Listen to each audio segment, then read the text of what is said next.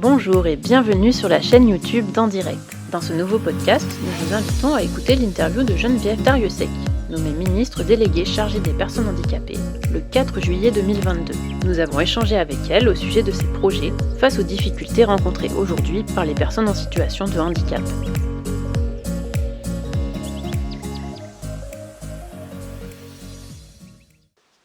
Tout d'abord, dans quel état d'esprit abordez-vous vos nouvelles fonctions de ministre délégué chargé des personnes handicapées ? Écoutez, une grande motivation et une grande attention et en définitive, depuis presque 3 mois que ça y est, je me suis immergée dans le ministère et dans le monde, entre guillemets, du handicap, un intérêt important voilà, je pense que beaucoup de choses ont été mises en œuvre et que nous devons continuer avec beaucoup de volontarisme pour venir en soutien des personnes en situation de handicap et de leurs familles. Savez-vous déjà quelles seront vos priorités dans le cadre de vos missions ? Écoutez, mes priorités, c'est d'envisager déjà le handicap.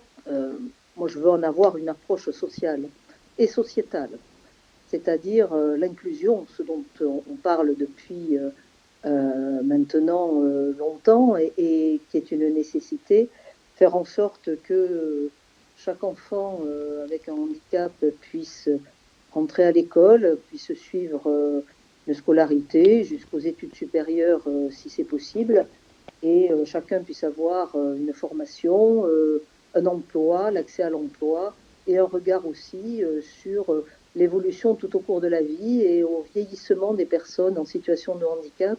Donc c'est véritablement construire avec eux des parcours de vie. Ça me paraît particulièrement nécessaire aujourd'hui, parcours de vie complètement inclus dans notre société. Est-ce que vous pourriez nous parler plus particulièrement de vos projets, de vos idées, de votre vision des choses sur les thèmes suivants ?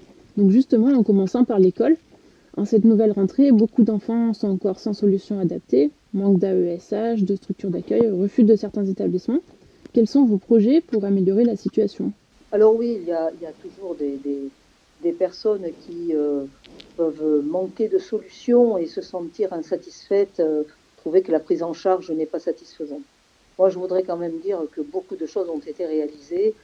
Je ne m'en satisfais pas, mais je constate quand même, encore cette année, 20 000 enfants de plus accueillis dans les écoles, 4 000 AESH supplémentaires ont été recrutés. C'est un budget, cette année, plus de 200 millions, c'est un budget qui est passé à 3,5 milliards dans le budget de l'éducation nationale. Donc l'accueil à l'école, il est fait.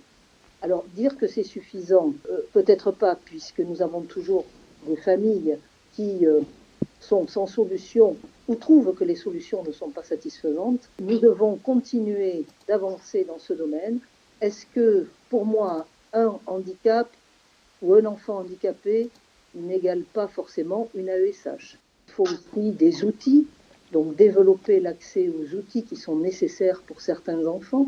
Je pense aux dyspraxiques, dyslexiques, aux enfants malvoyants ou non-voyants, par exemple, et adapter aussi la pédagogie, l'enseignement. Alors ça, c'est vrai que c'est du ressort de l'éducation nationale, de la formation des enseignants, et c'est avec cette palette d'outils et de solutions, les solutions humaines, mais les solutions techniques et les solutions pédagogiques, que nous arriverons à créer un écosystème favorable pour accueillir tous les enfants.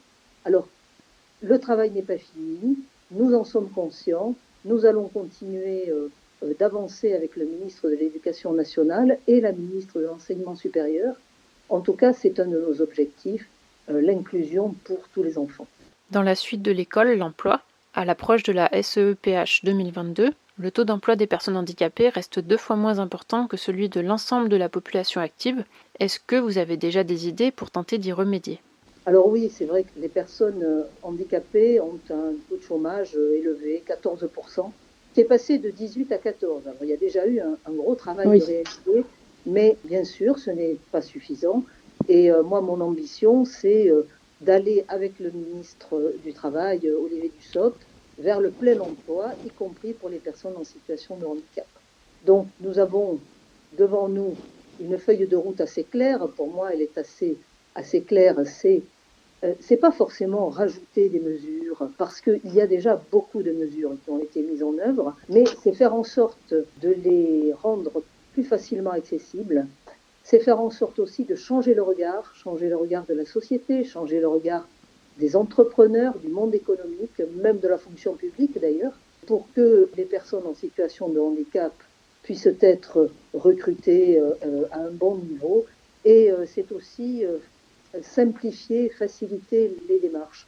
Donc, je crois beaucoup à un parcours professionnel pour ces personnes-là en situation de handicap, qui peut partir de l'ESAT pour certains, ensuite qui peuvent aller jusqu'au milieu ordinaire, appuyé bien sûr par toutes les mesures qui ont été mises en œuvre, que ce soit les emplois accompagnés, que ce soit les CDD tremplins. Enfin voilà, il y a beaucoup de dispositifs qui sont dès aujourd'hui en place, financés, que mettent en œuvre Cap Emploi et la GFIP et la FIP, et qu'il nous faut impérativement continuer de déployer avec beaucoup d'attention et individualiser chaque parcours professionnel pour chaque personne en situation de handicap. C'est un travail qui doit se faire dans la précision et la dentelle, si j'ose m'exprimer ainsi.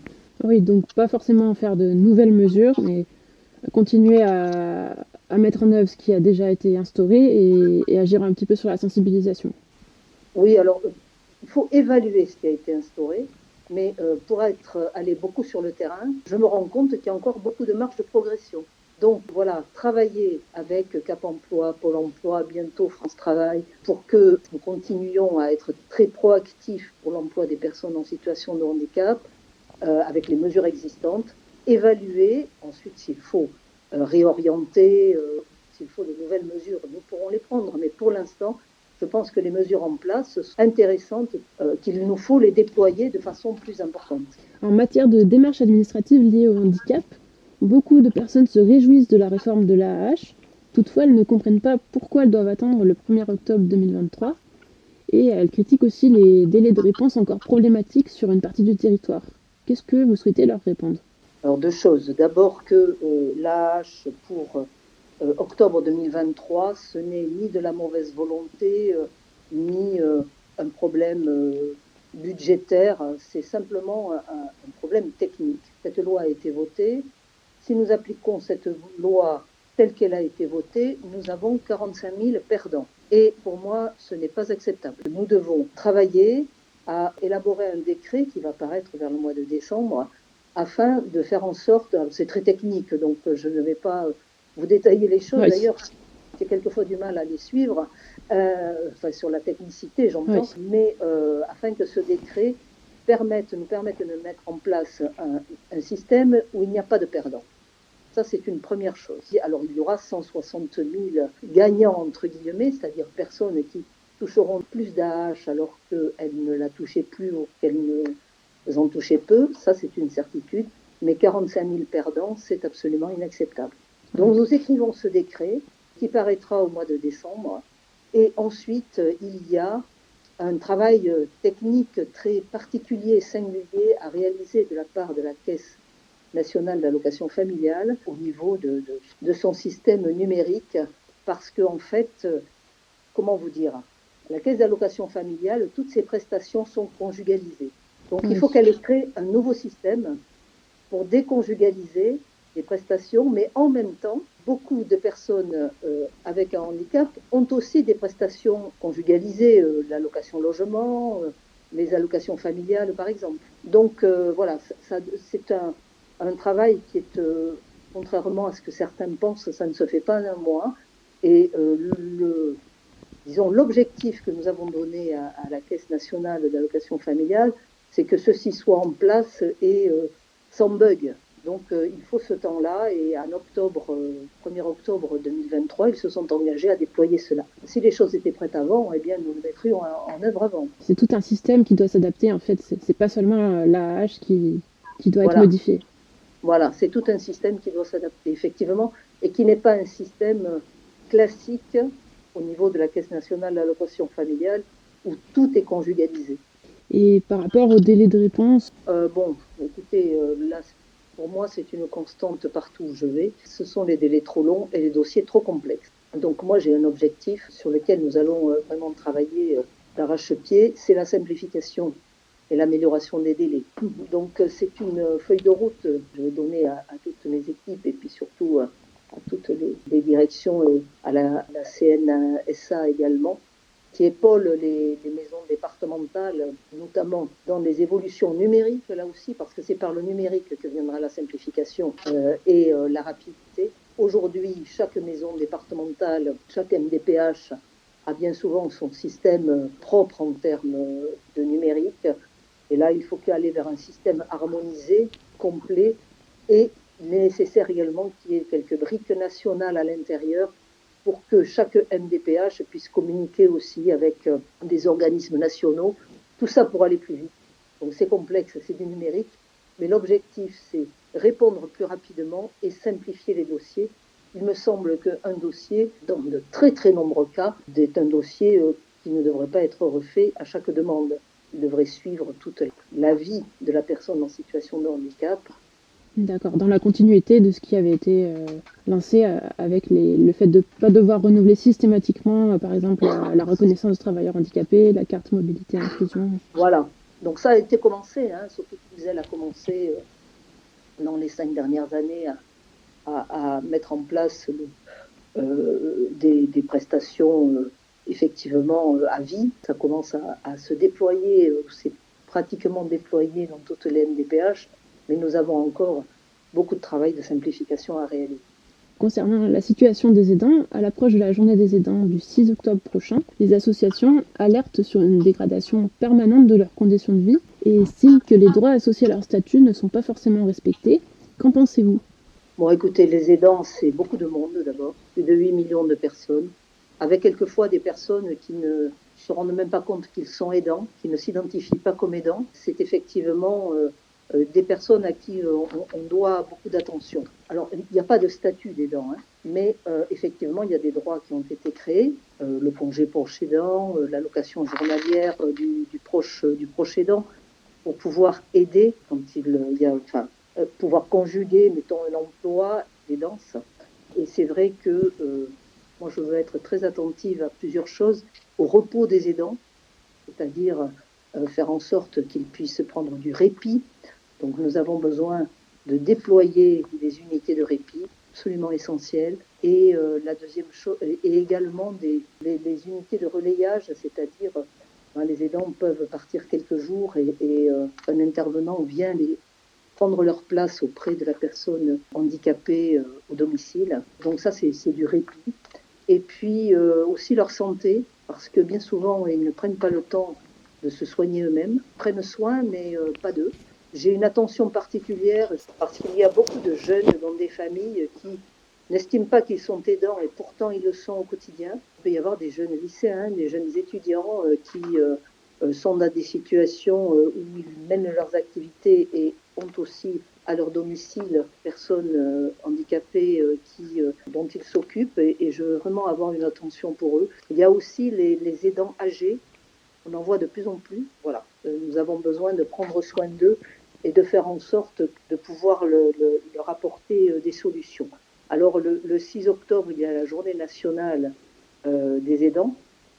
D'ailleurs, c'est le jour où nous allons avoir notre comité interministériel du handicap.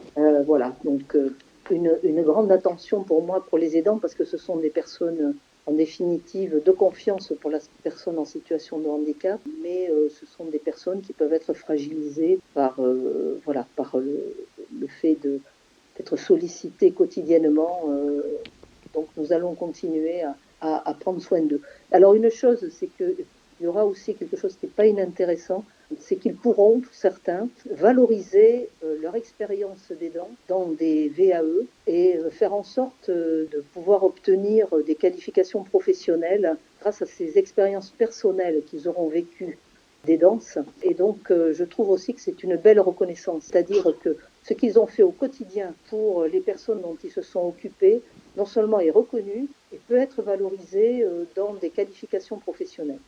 Sur la question de l'autisme, malgré les efforts mis en avant par le gouvernement lors du quinquennat précédent, les associations continuent à nous faire part de nombreux exils vers la Belgique, faute de solutions trouvées en France. Est-ce que vous avez des projets sur ce terrain? Oui, alors d'abord, il n'y en a pas tant que ça, Oui. d'exil vers la Belgique, puisque aujourd'hui, ils sont complètement c'est soumis à vie. Et s'il y a une prise en charge par nos instances, c'est qu'un avis positif aurait été donné, parce que sinon, une dérogation aurait été donnée. Donc, déjà, je pense qu'il faut donner moins de dérogations, mais il faut aussi trouver plus de solutions. C'est ce qui a quand même été fait dans les années là, qui viennent de s'écouler, avec des constructions, des mises en œuvre de places d'accueil pour ces personnes qui partaient en Belgique. Et je crois que c'est environ 2500 solutions nouvelles qui sont en cours de déploiement. Alors certaines commencent à ouvrir maintenant et cela va se déployer dans les 2-3 ans là, qui arrivent. Donc ce seront 2500 solutions nouvelles en cours de déploiement en Île-de-France, dans les Hauts-de-France et dans le Grand Est, afin de donner des solutions franco-françaises aux personnes en situation de handicap qui en ont besoin. Donc progressivement, si vous voulez, ce phénomène va se tarir parce qu'il a été pris en compte, parce que des solutions sont mises en œuvre et parce qu'aussi nous avons envisagé des diversifications des modes de solutions, c'est-à-dire ce ne sont pas forcément que des grandes institutions ou des grands établissements médico-sociaux, mais aussi des systèmes d'habitat partagé, des choses plus souples, plus simples à mettre en œuvre aussi pour les collectivités, les départements et nous-mêmes. Donc, je crois que nous avons véritablement un enjeu de diversifier le mode de résidence. Bien sûr, il y a des besoins qui sont différents. Par exemple, nous avons des unités pour adultes, pour handicap complexes, qui des unités résidentielles pour des adultes avec des handicaps complexes qui seront mis en œuvre. Mais nous avons aussi des handicaps qui sont peut-être moins complexes, qui nécessitent des moyens un petit peu plus souples, comme des résidences, de l'habitat partagé. Et donc tout ça est mis en œuvre progressivement. Et donc j'espère que nous enrayerons complètement cette évasion, entre guillemets, vers la Belgique. Oui, l'habitat partagé, c'est un concept qui rencontre beaucoup de succès. On a quelques personnes qui nous ont présenté leur projet. Par contre, elles rencontrent encore des difficultés qui sont aussi liées au marché de l'immobilier. Du coup, avec des projets qui sont très très longs à mettre en œuvre, avec derrière une très forte demande. Là, je ne sais pas si vous êtes en mesure d'agir sur cette question-là. Oui, alors bon, ça c'est un travail que je vais réaliser avec le ministre délégué au logement, et puis également un travail qu'il faut réaliser avec les collectivités. Vous avez raison, hein, j'ai été maire, je sais ce que c'est. Oui. C'est toujours très compliqué de réaliser un projet. Il y a des normes d'urbanisme, il y a beaucoup de réglementations normatives qui retardent souvent les projets. Donc il faut que nous arrivions à donner de la souplesse à tout ça, et nous allons y travailler également. Je dis ça modestement parce que je sais combien les choses sont complexes à faire. Sur la question de l'accessibilité, pensez-vous que la mise en œuvre de la loi du 11 février 2005 sur l'accessibilité soit encore à l'ordre du jour? Et si oui, avez-vous des projets en ce sens? Non seulement elle est à l'ordre du jour, mais il faudrait qu'elle soit mise en œuvre tout court. Alors c'est vrai que les objectifs ont été reculés à 2024 et que nous allons très rapidement mobiliser les préfets référents handicap et les préfets pour qu'ils fassent un point au niveau de chaque département à propos de tous les ADAP qui ont été mis en œuvre, et un point avec les collectivités pour vérifier quel est le niveau d'accessibilité qui a été mis en œuvre par chacun. Et nous souhaiterions quand même, pour les 2 ans qui viennent, qu'il y ait une accélération pour terminer ces projets d'accessibilité qui ont été... alors attendez, moi j'étais maire, nous avons fait ça vers 2008, 2009... 2009-2010 à peu près, oui. Qui ont été programmés par les collectivités. Et donc, il faut véritablement accélérer. Et puis, j'espère que nous pourrons aider les collectivités au travers d'un fonds accessibilité pour qu'elles puissent réaliser tout cela le plus rapidement possible. L'objectif quand même, il y a 2024. En 2024, il y a les Jeux olympiques et paralympiques. Et on travaille beaucoup sur l'accessibilité universelle pour ces Jeux olympiques et paralympiques. Oui. Et j'espère qu'on pourra finir de donner cette impulsion sur l'accessibilité universelle qui devra être véritablement un objectif obligatoire dans toutes les réalisations nouvelles qui se feront à l'échelle de notre pays pour avoir de la cohérence. Voilà, il vaut mieux rendre accessible de façon universelle tous les équipements nouveaux plutôt que de faire dans un deuxième temps où ça coûte beaucoup plus cher. Oui. Donc voilà. Donc c'est toujours un enjeu et j'avoue que oui, 2005 c'était il y a déjà longtemps. Oui. Donc nous devons continuer avec conviction de déployer tout cela. Et concernant la mise en place d'ambassadeurs de l'accessibilité, qui est intervenue il y a quelques années, est-ce que c'est quelque chose qui est toujours d'actualité ? Oui, c'est quelque chose que nous devrons continuer de mettre en œuvre. Mais bon, le problème, c'est qu'on ne peut pas uniquement déclarer des choses, il faut également qu'il y ait une volonté de tous les acteurs de pouvoir avoir recours à ces ambassadeurs. Et c'est vrai que j'ai parlé de cela avec Sarah El Haïry, qui est en charge du service civique, afin de pouvoir, grâce au service civique, déployer ces ambassadeurs de l'accessibilité dans tout le pays, en définitive. Et je crois que c'est quelque chose qui, en plus, ce sont des missions qui peuvent totalement intéresser une jeunesse en service civique à la recherche de sens. Donc si on rappelle le principe, ce sera des jeunes en service civique qui iraient interpeller les différents acteurs susceptibles de rendre les lieux publics plus accessibles. Oui, alors pas les interpeller, mais voir si les diagnostics ont tous été faits et puis faire en sorte de transmettre le pourquoi. Pourquoi il est important de mettre en accessibilité. Les choses sont simples. Ce n'est pas utile que pour les personnes en situation de handicap. Nous avons une population vieillissante avec des personnes âgées qui ont une locomotion qui se détériore au fur et à mesure. Moi, j'ai eu quelques enfants, les poussettes et les trottoirs, c'est quand même quelque chose... Oui. Les marches et les poussettes, c'est quand même quelque chose de très difficile. Donc, en fait, la mise en accessibilité, elle est utile pour tout le monde. Et c'est cela qu'il faut faire en boucle, passer comme message, avec bien sûr cette contrainte pour moi de 2024. Est-ce que vous souhaitez ajouter quelque chose ?